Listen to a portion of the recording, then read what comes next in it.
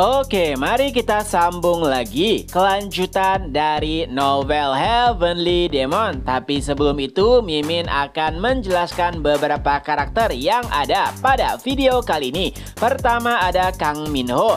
Dia adalah orang pertama yang bertemu dengan Roman Dimitri setelah terbangun di dimensi yang baru, lebih tepatnya di Korea.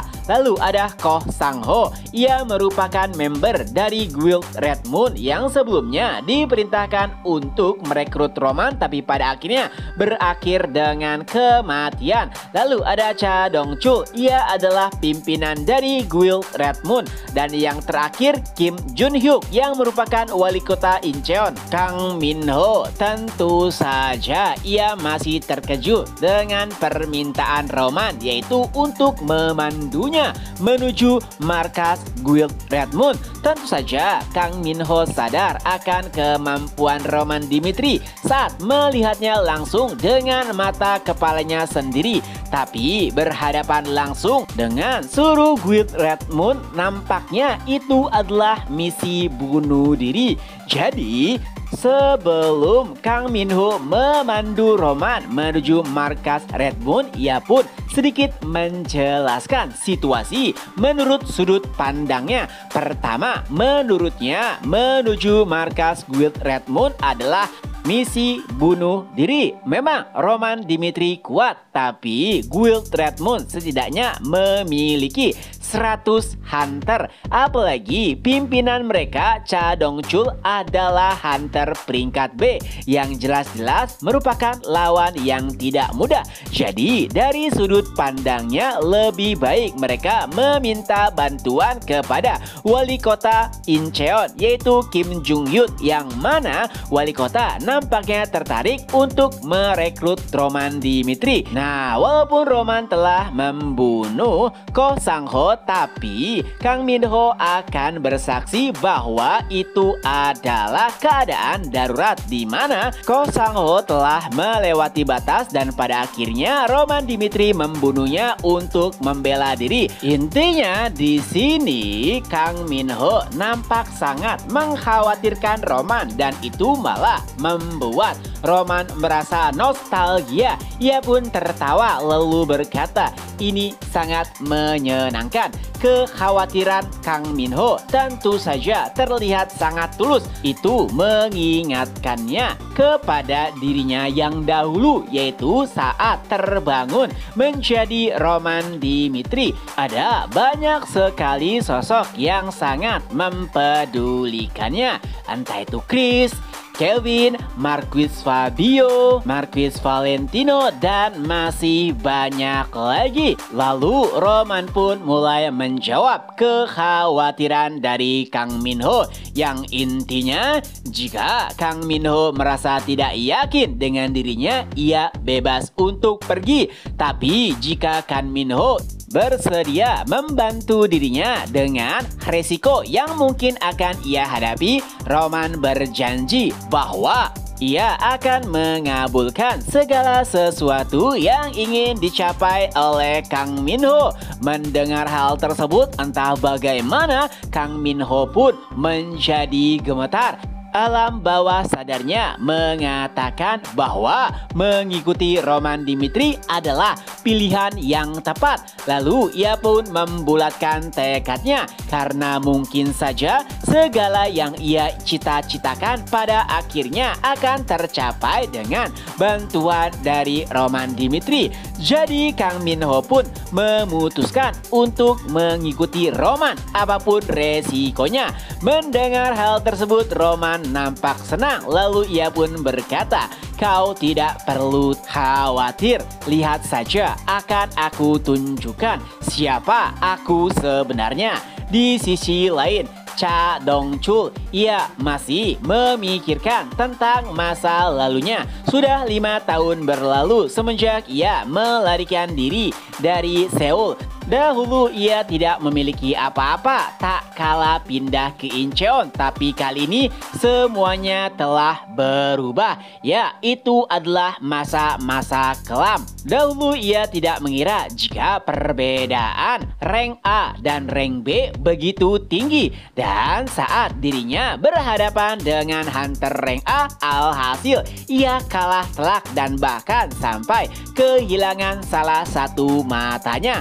Tapi setelah 5 tahun berlalu dan memiliki pasukan yang kuat, ia pun yakin bisa membalaskan dendamnya. Apalagi beberapa tahun yang lalu ia berhasil mendapatkan batu memori. Ya, dari batu memori tersebut ia bisa mendapatkan kekuatan yang berasal dari dimensi lain. Hanya tinggal menunggu waktu saja sampai ia dipromosikan menjadi hunter kelas A. Tapi tak kala ia tengah memikirkan rencana balas dendam, seseorang pun menghampirinya dengan tergesa-gesa. Ia berkata, "Guild Master, seseorang yang harusnya kita rekrut mendatangi markas dan ingin bertemu dengan Anda." Lalu ia juga mengatakan bahwa dirinya telah membunuh Ko Sang-ho. Mendengar hal tersebut tentu saja membuat Cho Dong-chul langsung murka karena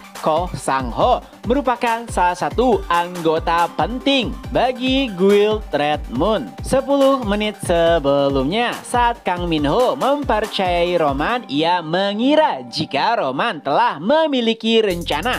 Tapi siapa sangka ia malah dengan terang-terangan memasuki wilayah Guild Red Moon dan berkata, "Aku ingin bertemu pimpinan kalian dan katakan aku telah membunuh Ko Sang-ho." Dan saat ini mereka berdua tengah menunggu di ruang tamu dan tentunya suasana benar-benar tidak kondusif. Mereka dikelilingi puluhan anggota dari Guild Red Moon yang tengah bersiap menghajar mereka. Ya, jika pimpinan mereka berkata bahwa setiap orang harus membunuh Roman dan juga Kang Min-ho, maka mereka berdua akan tamat. Itulah setidaknya apa yang ada di pikiran Kang Min-ho. Tapi anehnya, Roman sama sekali nampak tenang dan tidak terganggu sedikit pun. Di antara anggota Guild Red Moon nampaknya ada satu orang yang begitu tidak sabaran. Dia adalah Ko Sang-min, saudara dari Ko Sang-ho. Tentu saja ia sangat marah tak kala mendengar bahwa saudaranya telah mati dan orang yang membunuhnya tengah duduk nyaman di hadapannya. Tapi sayangnya Ko Sang-min tidak bisa bertindak sebelum pimpinan guild mereka memerintahkan, dan beberapa saat setelahnya Cho Dong-chul pun muncul dengan sangat murka. Ia pun berkata, "Jadi kau orang gila yang telah membunuh Ko Sang-ho?" Roman menjawab dengan santai, "Ya." Lalu Cha Dong-chul kembali berkata, "Jadi berikan aku alasan kenapa kau membunuhnya, dan alasan tersebut yang akan menentukan apa yang akan aku lakukan kepadamu setelahnya." Roman menjawab dengan santai, "Aku membunuhnya karena ia ingin membunuhku terlebih dahulu." Itu adalah jawaban yang datar. Tentu saja Cha Dong-chul sangat terkejut. Ia mengira jika Roman akan memberikan alasan panjang lebar untuk dimaafkan karena kedatangannya langsung ke markas Red Moon pastinya untuk minta maaf. Tapi setelah mendengar alasannya langsung, itu malah membuat Cha Dong-chul murka. Ia pun mulai mengancam Roman, tapi nampaknya Roman sama sekali tidak bergeming, yang pada akhirnya Cha Dong-chul pun memerintahkan seluruh anggotanya untuk menyerang Roman. Tapi sebelum itu Roman berkata, "Jadi itukah pilihanmu?" Alasan Roman mendatangi Guild Red Moon adalah ingin melihat bagaimana respon mereka. Jika pimpinan mereka mengakui kesalahan Ko Sang-ho, maka Roman akan membiarkannya begitu saja. Tapi yang terjadi, mereka malah berniat untuk membunuh Roman.